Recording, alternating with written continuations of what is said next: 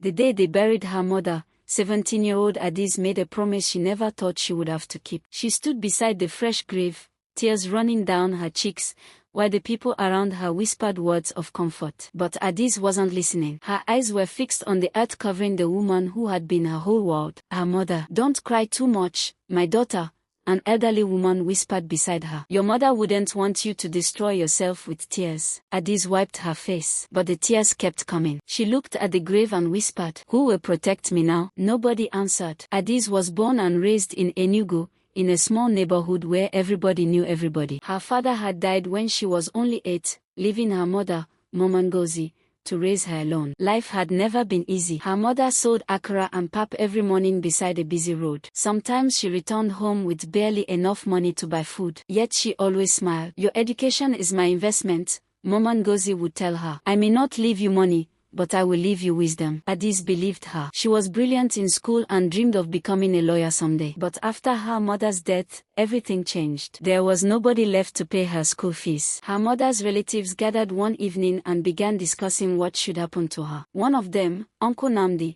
cleared his throat. "Adaeze cannot continue living alone," he said. "She will come and stay with my family." Adaeze nodded quietly. She didn't know that those words would become the beginning of the darkest chapter of her life. 3 weeks later, Adaeze packed her clothes into one old traveling bag and left the only home she had ever known. As the bus drove away from her street, she looked through the window. The little house where she had grown up became smaller and smaller. She pressed her forehead against the glass. A tear rolled down her cheek, but this time, she didn't wipe it away. She whispered, "Maybe one day these tears will mean something." She had no idea how true those words would become. Uncle Namdi's house was bigger than Adaze's former home, but from the moment she arrived, she knew she didn't belong. His wife, Auntie Chika, looked at her from head to toe. "So this is the girl?" "Yes," Namdi replied. Auntie Chika sighed. "Another mouth to feed." Adaeze lowered her eyes. "I will help with everything," she said softly. And she did. Every morning, before the sun rose, Adaeze swept the compound,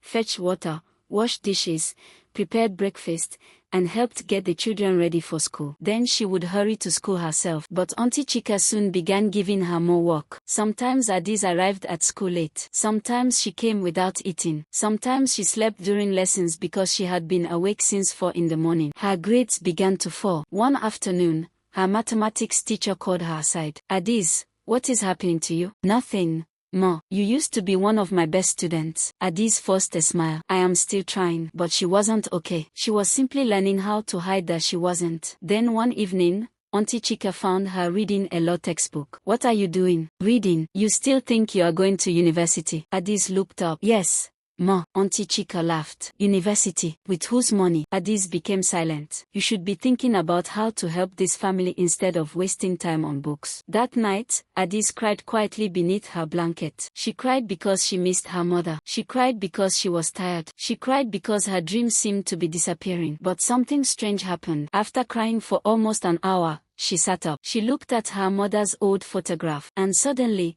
she remembered her mother's words. "I may not leave you money, but I will leave you wisdom."